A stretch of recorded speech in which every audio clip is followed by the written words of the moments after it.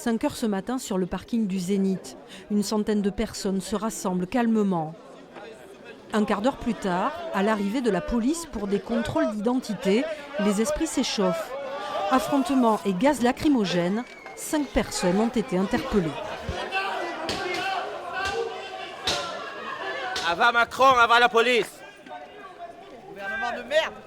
On était 150 à peu près, réunis en assemblée générale pour décider d'un lieu de blocage, sans doute un lieu comme Amazon ou une autre grande entreprise pour bloquer l'économie.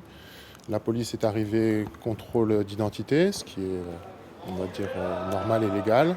Et ensuite, c'est parti en provocation et échauffourée. Sur l'hymne des Gilets jaunes, les manifestants partent vers l'université. Suivis de très près par la police. Une assemblée générale est improvisée. À 7 heures du matin, les participants décident de bloquer le rond-point de la Chambre d'agriculture, l'un des axes principaux de circulation de la ville.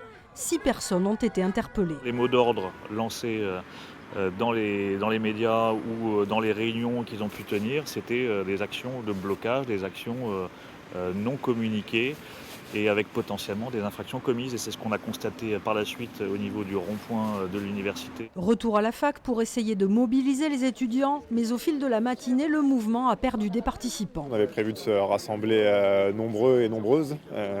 On peut dire qu'aujourd'hui, à 5 h du matin, et on n'était pas suffisamment nombreux pour pouvoir faire un mouvement de force et de blocage.